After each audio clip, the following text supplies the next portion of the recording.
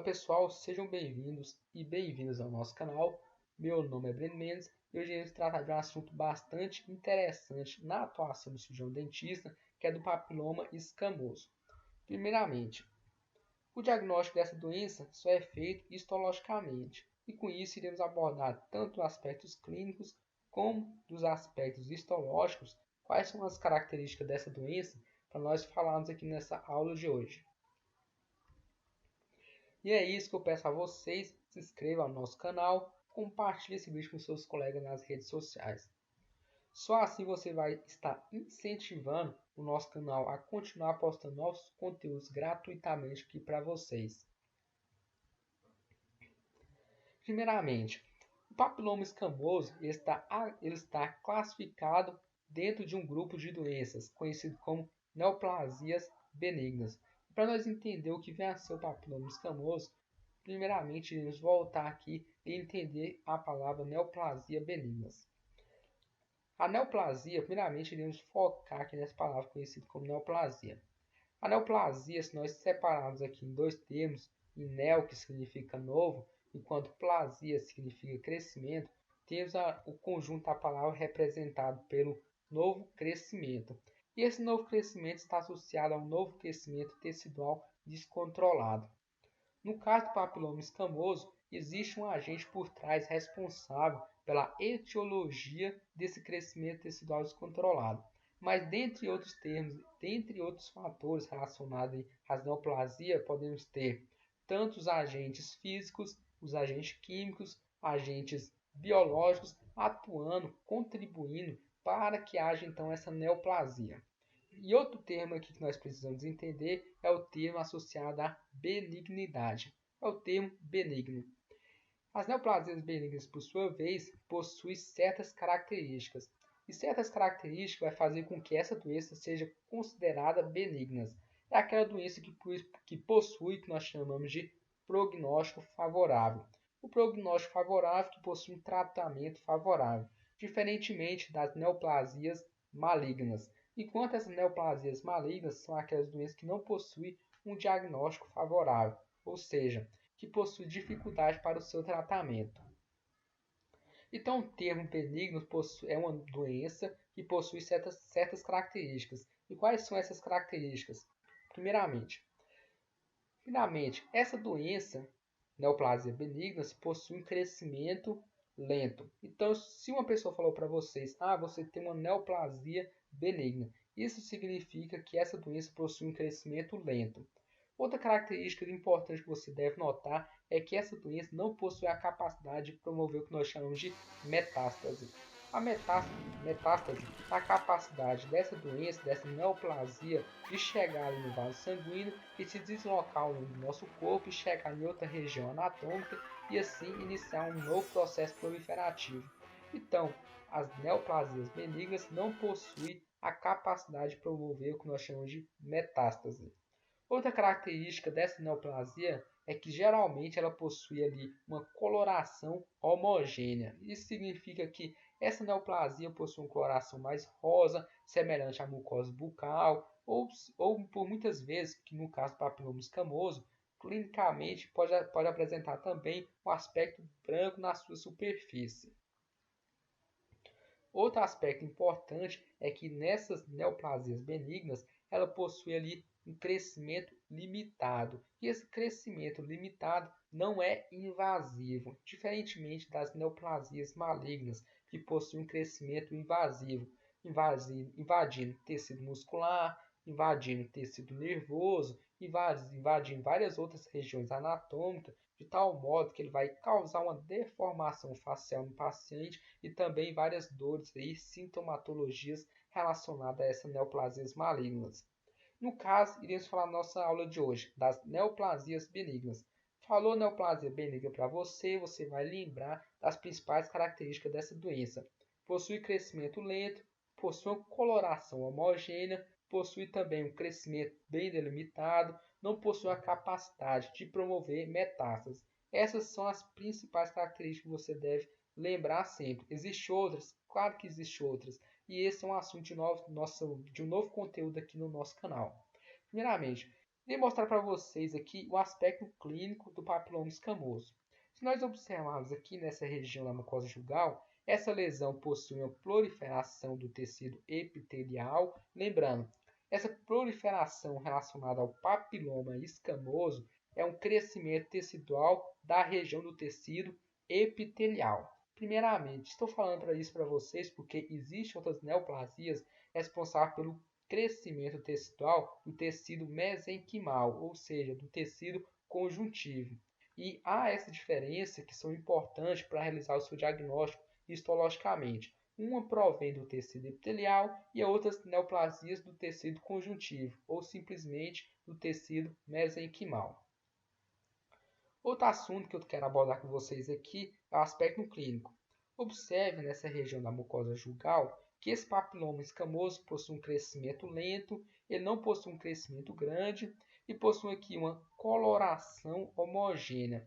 Sua coloração é semelhante à cor da mucosa jugal e algumas vezes ele pode apresentar na sua superfície esse aspecto branco. Esse aspecto branco, que iremos discutir mais à frente, está relacionado à produção de queratina. Essa queratina vai se depositando na superfície do tecido epitelial e vai dar esse aspecto branco aqui relacionado ao papiloma escamoso. Observe, papiloma escamoso bem delimitado, é um nódulo que possui um crescimento lento, possui uma coloração rosa, coloração semelhante à mucosa jugal, semelhante aos tecidos da boca e não possui a capacidade de promover metástase. E qual que é a sua etiologia? Por qual motivo o tecido epitelial vai se iniciar o processo de proliferação descontrolada? E o agente responsável causador dessa doença é conhecido como papiloma vírus humano, abreviado pela sigla HPV. Primeiramente, irei explicar passo a passo todo esse processo relacionado à etiopatogenia dessa doença. Por algum motivo ali na região da mucosa bucal, você vai sofrer algum trauma, né? O paciente, no caso, portador dessa doença, vai sofrer algum trauma na região da mucosa bucal. E esse trauma vai permitir que haja uma microabrasão. Essa microabrasão vai permitir que o vírus adentre no tecido epitelial. É claro, se esse vírus estiver presente na mucosa bucal do paciente. E se esse vírus adentra ali por meio dessa microfissura, ele vai chegar na base do tecido epitelial. Chegando ali, ele vai infectar algumas células do tecido epitelial. No momento que esse vírus, o vírus HPV, infecta o tecido epitelial, a célula do tecido epitelial, ele possui a capacidade de injetar o seu DNA viral no núcleo celular. Esse DNA viral, por sua vez, vai chegar ali no núcleo celular. No momento que esse DNA viral se chega no núcleo celular, ele vai se incorporar ao DNA da célula. Uma vez que ocorre todo esse processo, lembrando vocês que existe um processo conhecido como síntese proteica, que é que a partir do DNA celular, eles produzir novas proteínas. Você lembra lá da RNA polimerase que chega no DNA, chegou no DNA vai produzir o RNA vai passar pelo ribossomo e vai produzir novas proteínas. No entanto, no momento que houve a infecção ali do vírus HPV dentro do núcleo da célula, esse DNA viral vai estar incorporado ao DNA celular. Então, isso vai fazer com que o DNA viral produza novas proteínas a partir do processo conhecido como síntese proteica. E lembrando, no DNA viral ele possui várias genes virais. E esses genes virais que iremos estudar aqui, que são os principais, é o E6 e o E7. O E6 e o E7 são genes então produzidos a partir da síntese proteica do DNA viral que foi incorporado no DNA da célula. Esses genes, por sua vez, possuem a capacidade de inibir duas proteínas responsáveis por controlar o processo de mitose celular, o processo de proliferação tecidual, que é conhecido como P53 e também conhecido como retinoblastoma, abreviado pela sigla RB.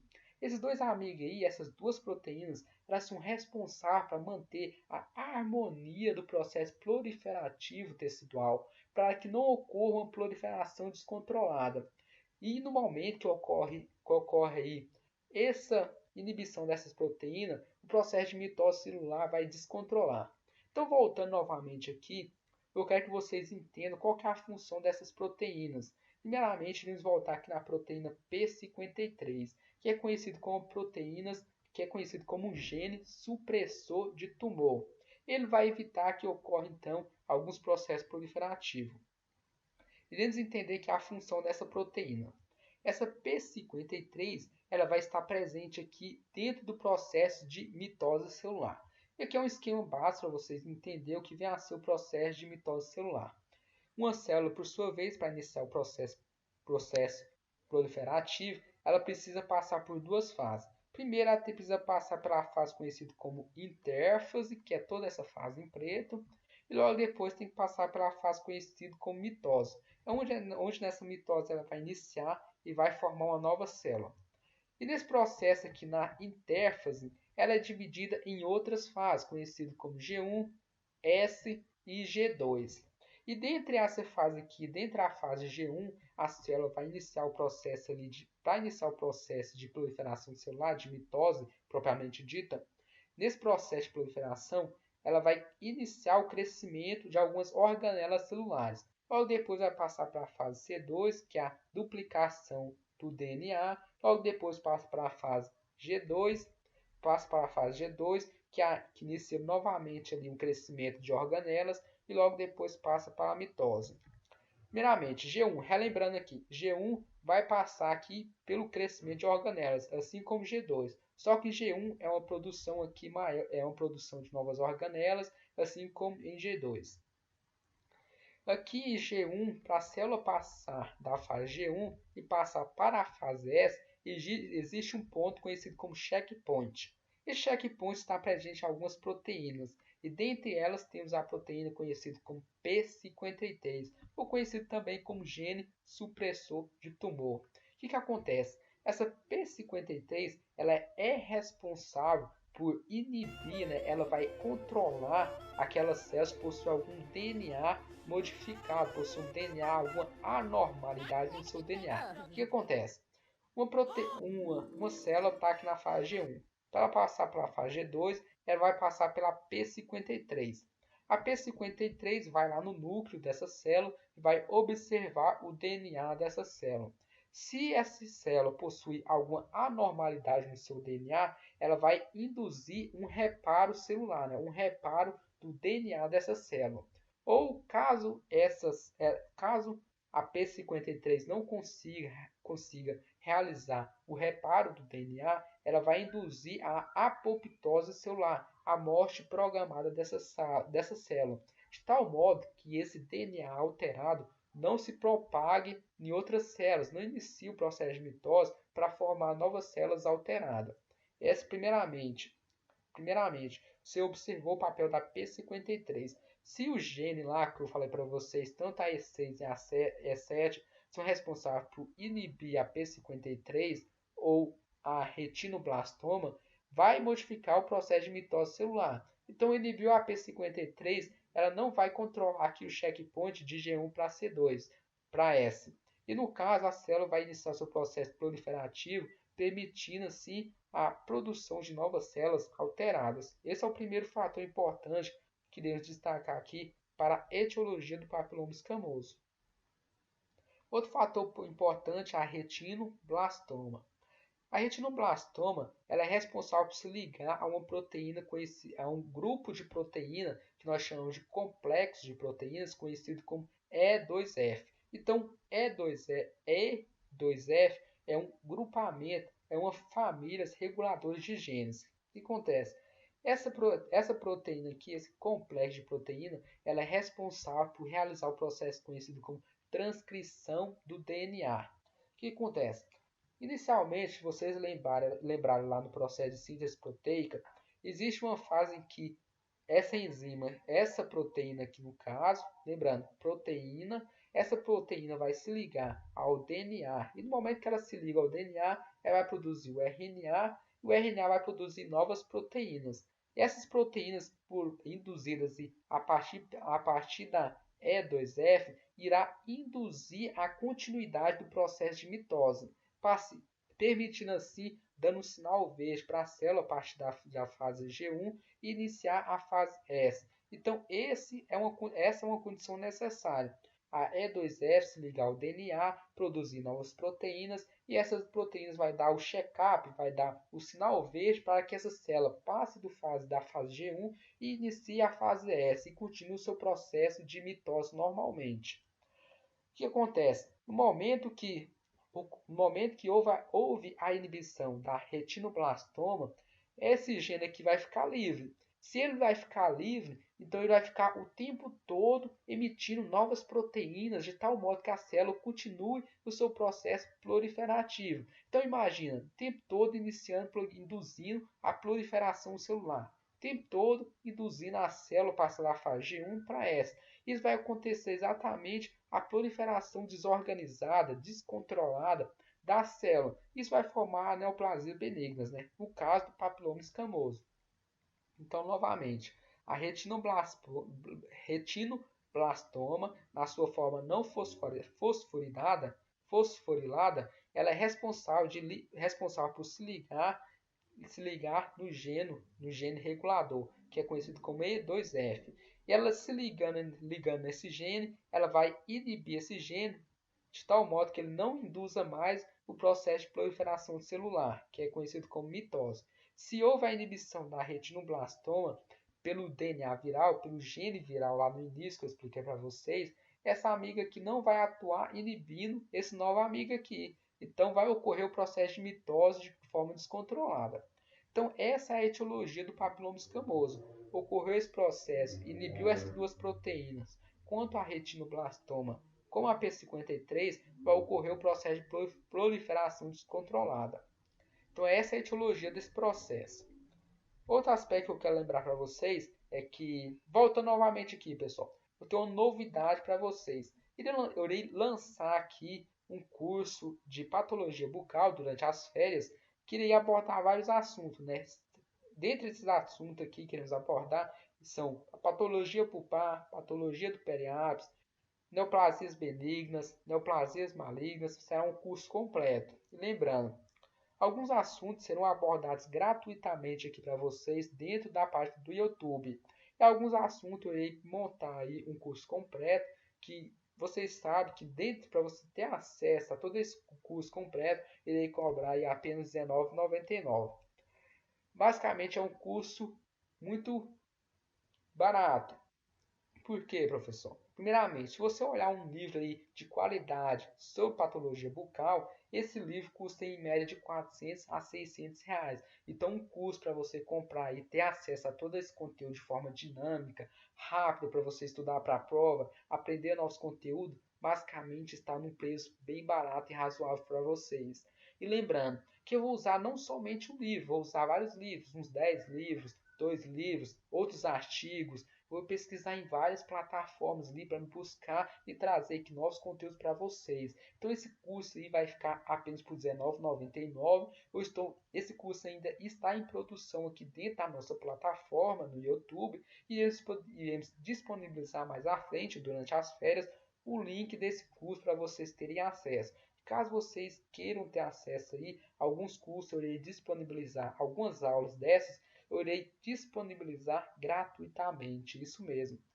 Nas próximas aulas eu irei falar de uma forma mais lenta nessas aulas, explicar melhor todo o conteúdo. Lembrando que eu explico o conteúdo aqui de forma de qualidade também. Não é porque é gratuito que eu não estou fornecendo conteúdo de qualidade para vocês. Mas eu quero postar aqui um conteúdo completo para vocês terem acesso, tudo bem? E continuando a nossa aula aqui, eu quero lembrar para vocês que o diagnóstico do papiloma escamoso é feito histologicamente. E também estudamos sobre a etiopatogenia do HPV, relacionado aí ao papiloma escamoso. Outro aspecto clínico do papiloma escamoso é que apresenta aqui essas papilas exofíticas, essas projeções, voltando novamente ao termo, projeções exofíticas. Essas projeções exofíticas, como vocês devem ver aqui, nessa região do palato duro, na cavidade bucal, também apresenta aqui essa base aqui que liga tanto essas projeções exofíticas como o palato duro nessa região, que é conhecido como a base pediculada. Base pediculada. E se nós pegarmos essa lesão, realizarmos a biópsia dessa lesão e observarmos clinicamente, histologicamente, iremos observar as seguintes características. Elas possuem aqui essas projeções exofíticas, que em âmbito da histologia é conhecido como projeções digitiformes. Projeções digitiformes. Essa é uma característica do papiloma escamoso. Outra característica é que ela apresenta aqui uma proliferação, um aumento do tecido epitelial, já que essa neoplasia está relacionada à infecção ali das células do tecido epitelial. Outro fator importante é que aqui nessa região, alguns papilomas escamosos podem apresentar clinicamente uma cor branca, isso pelo conta da produção da queratina. Vamos dar um zoom aqui nessa região e observarmos aqui essa lâmina histológica do lado esquerdo. Observe que a mesma lâmina do lado anterior apenas deu um zoom aqui nessa região e obtive essa imagem do lado esquerdo. Observe que nessa região apresenta uma coloração mais rosa, uma coloração mais pálida. Essa coloração mais rosa aqui é conhecida como queratina. Essa queratina vai dar exatamente aquele aspecto clínico do papiloma escamoso de uma coloração mais branca, como vocês podem ver aqui de outra representação clinicamente do papiloma escamoso. E aqui na região do tecido epitelial, uma proliferação, um aumento do tecido epitelial, e também você pode identificar aqui no tecido epitelial algumas células brancas, como vocês podem ver aqui, ó. Essas células brancas, tanto essa quanto essa aqui, são as células infectadas pelo vírus HPV. Uma vez que essas células são infectadas pelo vírus HPV, iremos chamar essas células como coilócitos. Células conhecidas como coilócitos. Então essas são as características principais: produção de queratina, proliferação do tecido epitelial e presença dos coilócitos. E outra característica clinicamente aqui que vocês podem ver, que o papiloma escamoso também pode apresentar uma característica semelhante a um couve-flor. Como assim, professor? Pode apresentar clinicamente aqui algumas projeções, e essas projeções de aspecto branco semelhante ao couve-flor aí que você já conhece. E esse aspecto clínico, como eu comentei com vocês, está relacionado aí à produção de queratina sobre a superfície do tecido epitelial. Pessoal, fechamos aqui a nossa aula sobre o papiloma escamoso. Caso você queira entrar em contato comigo para realizar alguma palestra ou algo do tipo relacionado à odontologia, temos aqui o nosso e-mail de contato, brendosouzamendes@hotmail.com. Agradeço a todos vocês por terem assistido a nossa aula até o final e até o próximo vídeo que iremos disponibilizar aqui gratuitamente no nosso canal. Até mais!